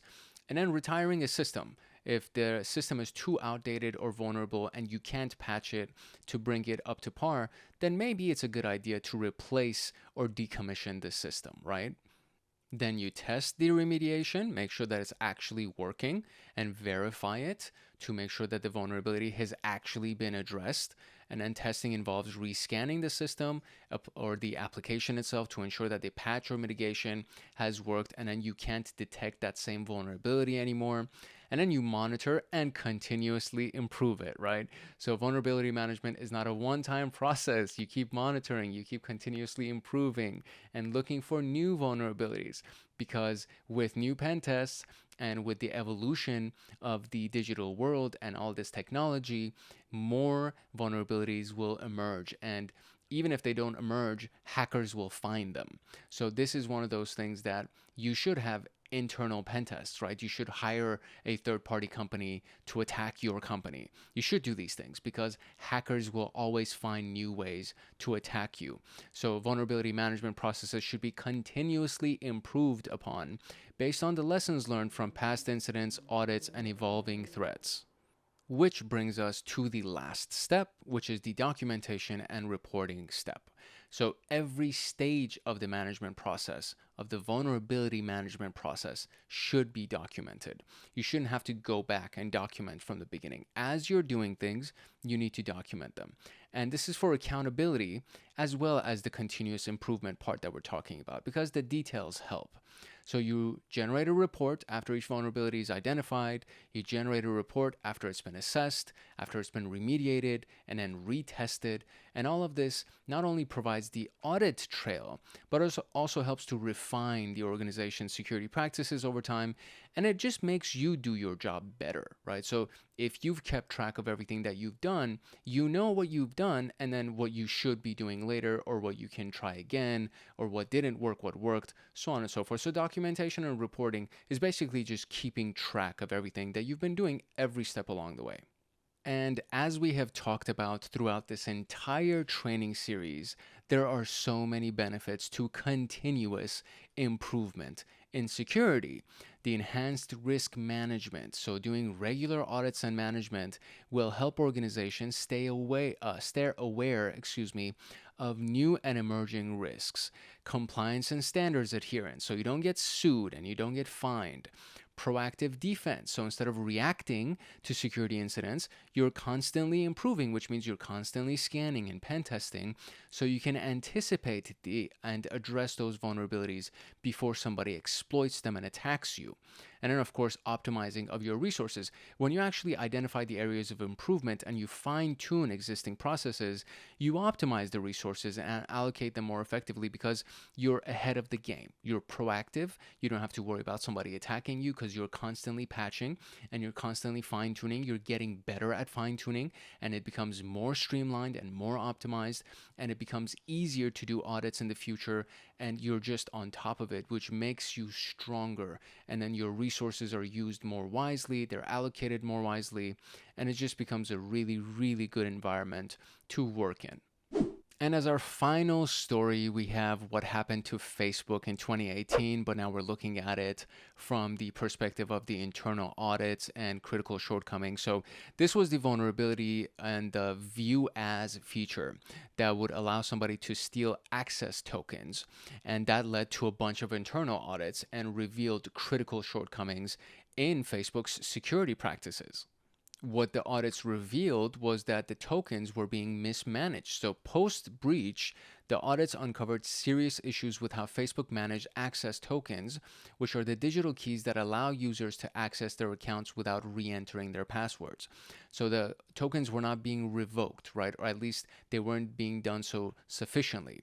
So Facebook systems were not effectively revoking access tokens when necessary, such as when users changed their passwords or logged out of their accounts, which is insane. Imagine changing your password and somebody can still use your old access token.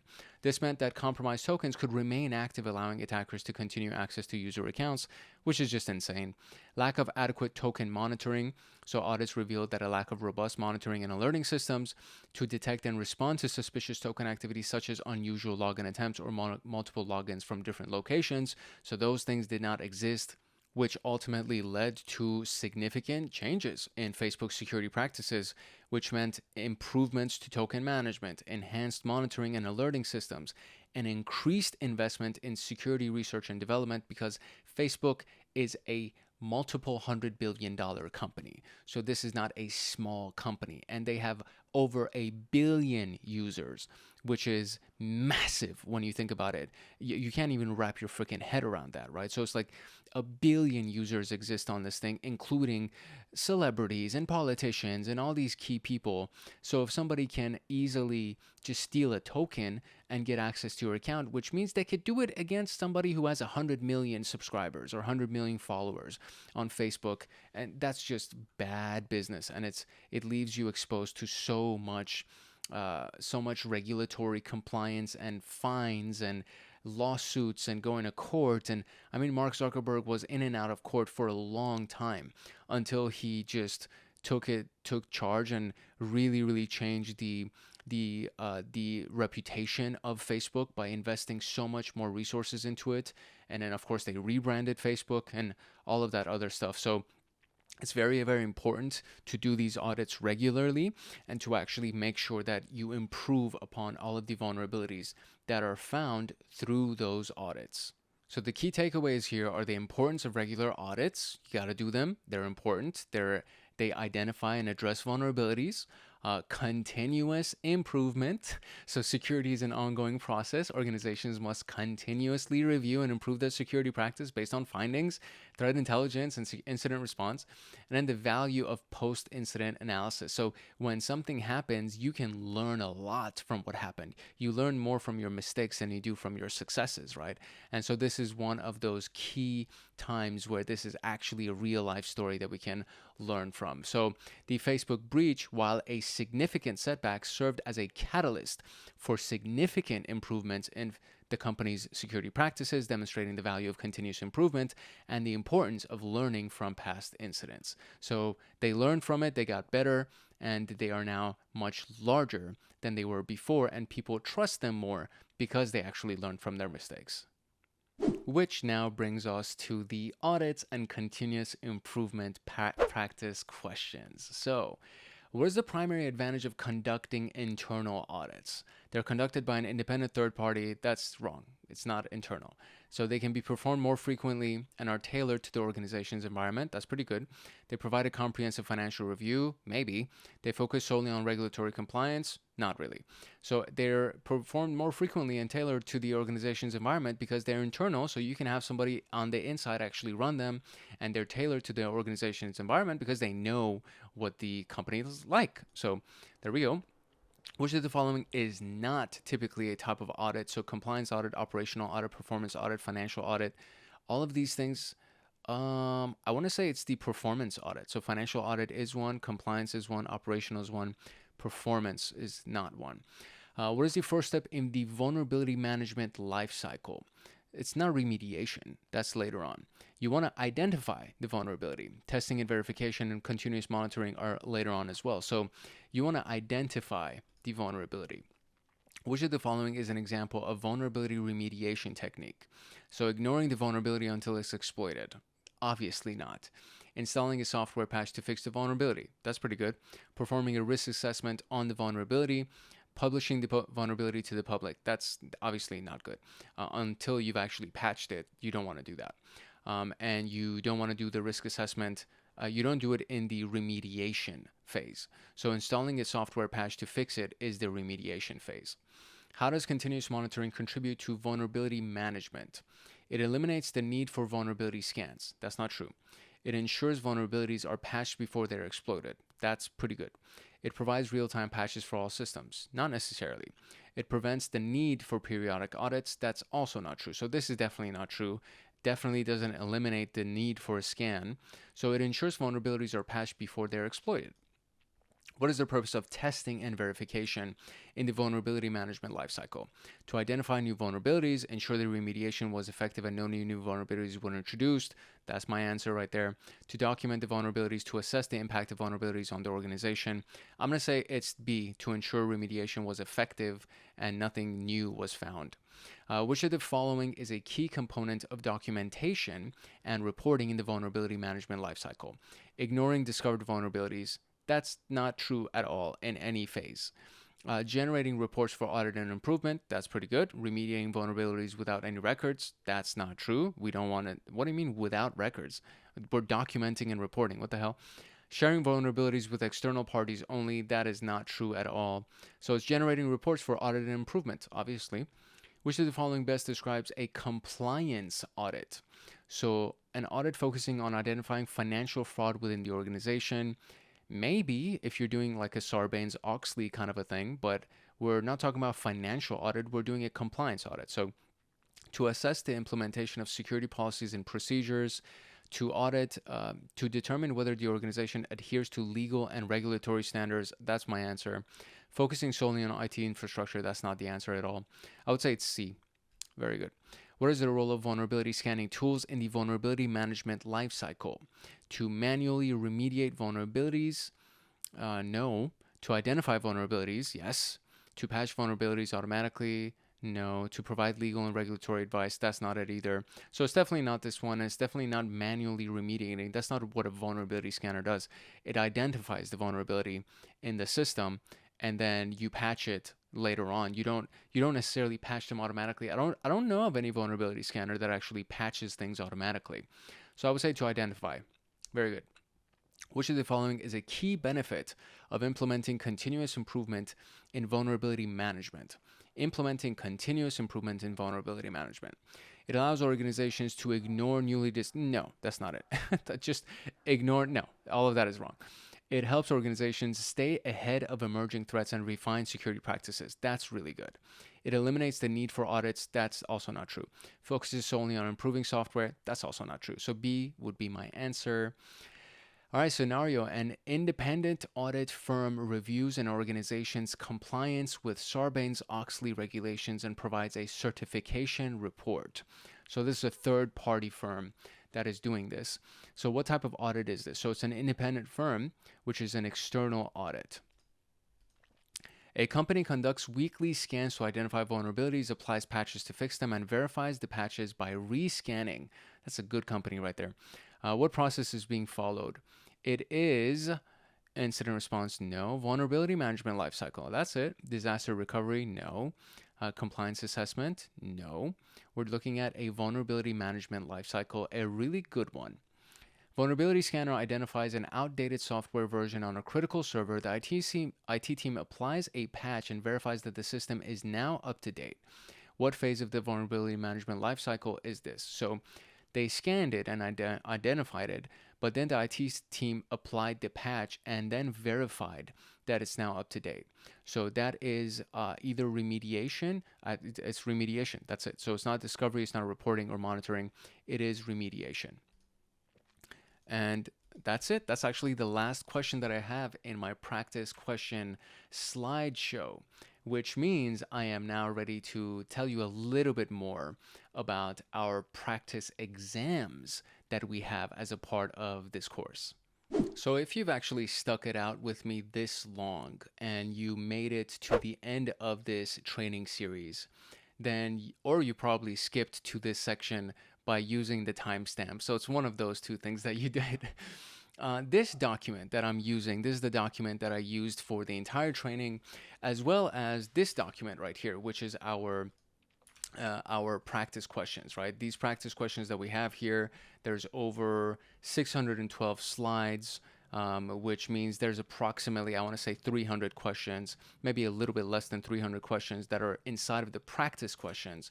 And then to make it even sweeter for you, there is the Security Plus mock examinations. And these are for the SY0-701 examination. And there are, 24 practice examinations here.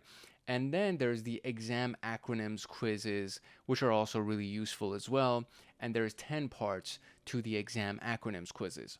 Now, to make it this is something that I did for the benefit of our members on the Hackaholics Anonymous community. So we have paid members who are spending their hard-earned dollars to get benefits like this. And this is part of the exclusive downloads that are available to Hackaholics Anonymous members, specifically the members who are cyber agents and above. So I love all of our cyber supporters, but cyber supporters get access to a Discord server that gives them access to me and all of the advanced members, and they get early access to content and a few other perks, and they get that for $4.99 per month. But if you pay $24.99 or anything above that, which is part of our advanced memberships, then you'll get access to the Security Plus documents for this training that we had, as well as all the practice questions that we went through together, as well as all of these practice tests that you see here, and all of the exam acronym quizzes that are available here as well. And these are direct links that take you to this, and it's a very, very powerful resource that I would say is available to the people who are inside of the Hackaholics Anonymous community. So if you have not done so already, I would highly encourage you to check out the Hackaholics Anonymous membership community. It is the premier membership community for security professionals and hackers, and you would get access to a lot of crazy cool stuff like this document, for example, and all of these practice tests and everything else over here. And just to give you an idea of the value of that document with the practice exams and the practice questions, from the CompTIA website, if you go to the CompTIA store and look at the Security Plus exam prep bundle, it's $741. And it actually includes the exam voucher and the retake. So shave off, let's say, $400 from that, right? So the self-paced study guide and certification master or cert master practices, that's $341. So if we actually just looked at the voucher itself, and then of course there's a complete bundle that is $1,100 that has the exam voucher, learn and laboratory stuff, the video presentations, and you already got this video presentation for free just for being a part of this community or by just using YouTube like a G. Then you got the video training, which is what you see over here. There's a Security Plus e-learning bundle, which is over $1,000, and it has the Cert Master Learn and Labs as well as the exam voucher and retake. So just to let's find out first of all how much the exam voucher and retake actually costs, and then we can just subtract that from these prices so you can really understand the value of the practice exams that I'm giving you, the document, the practice questions, all that stuff. Okay, so the CompTIA Security Plus exam costs $404 in the United States. The total cost to obtain it can range from $400 to $3,500 depending on additional expenses like study materials and training options. And the e-learning bundle costs $977. The bootcamp bundle costs $2,500. So if you are strapped for cash, right, but you still want to get this, then I really don't think that I'm being like overly salesy or exaggerating when I say that for $24.99, which is the price of our cyber agent level in Hackaholics Anonymous, you would get access to something that is along the lines of multiple hundreds of dollars, if not thousands of dollars worth of education and study materials. And you would get this by getting access to this training document that's available to Hackaholics Anonymous people, as well as the practice questions, and of course, these practice exams that are at the bottom and the acronyms and so on and so forth. And then you also have this video training series that you can kind of use as your guide to study this. So I personally, if I remove all my biases from this, I would say that this is a very solid value, but then you have to come to that conclusion yourself. Whether or not you do, I very much wish you the absolute best of luck on your studies and your career in cybersecurity and security in general. Stay tuned for more trainings. After going through this training series for you guys, I became more kind of believed and more of an evangelist. That security is very important, especially when going into the age of AI and machine learning. And so the next series of trainings, I think for the most part, is going to be AI and machine learning and how to integrate AI with security appliances so that you learn that skill, which will put you heads and shoulders above everybody else that is your competition for the world of cybersecurity. So I really hope that you got value from this training series, and I hope you actually went through everything with me. You didn't just skip around, but if you did, I totally understand. That's why the timestamps are there. So that is it for this wrap up of this. I'm just going to give you a couple of final notes, and then we're done. We're done with this training series. If you would like to get more content like this one or more training series or just find out what the rest of our stuff is, I do encourage that you turn on the notification bell to like, subscribe, drop a comment, turn on that bell so that you get notified the next time that a video comes out. There's already a lot of stuff on this channel. We actually have over 244 videos on the channel so far. And by the time that this training series comes out, I think it'll be maybe something around 250. This is the 1 year anniversary. I started the recording for this training series in 2024 at the end of 2024, and I am now finishing it in 2025. So this has been an interesting journey for me. We just crossed our 1 year anniversary with this channel, and I am extremely humbled with the community that we've been able to build and the amount of value that we've been able to deliver to people who are interested in cybersecurity and hacking and so on and so forth. So there's a lot of stuff that's already on here. I would highly recommend you check it out. The playlist tab will also give you a lot of really good chunks of information. So for example, the Linux certification series that came out recently and that was received very well. So Linux Plus right there. We have the CySec 101 that I'm currently working on right now, and we are going to hopefully finish that pretty soon as well. And then there's just a bunch of other stuff. There's case studies, there are Hackaholics Anonymous exclusive content. There's a lot of great stuff that's available here. So I do encourage that you like, subscribe, and turn on the notification bell so that you get notified the next time that a video comes out. And of course, if you're interested in future training series, like for example, the AI training series that we're going to be doing in the next couple of weeks. So thank you so much for hanging out with me so far. And if you have not done so already, make sure that you actually check out Hackaholics Anonymous, which is the premier YouTube community for security professionals and hackers. You can do it through the link in the description below. You can go to youtube.com/@HankHacksHackers/join. So just replace that featured with join, and then you'll be taken to our join page for Hackaholics Anonymous. Or basically, you can just literally click the link in the description below and you'll get there. So this has been a pleasure. I am so glad that you've been here with me, and I really, truly hope that you actually got value out of this training series. It's your boy Hank Hackerson at Hank Hacks Hackers, your favorite network and system attacker/protector. If no one else loves you, Hank loves you. Love, peace, and chicken grease. And I'll see you in the next training series. Later. This Security Plus training series is sponsored by Hackaholics Anonymous, which is the premier YouTube community for security professionals and hackers.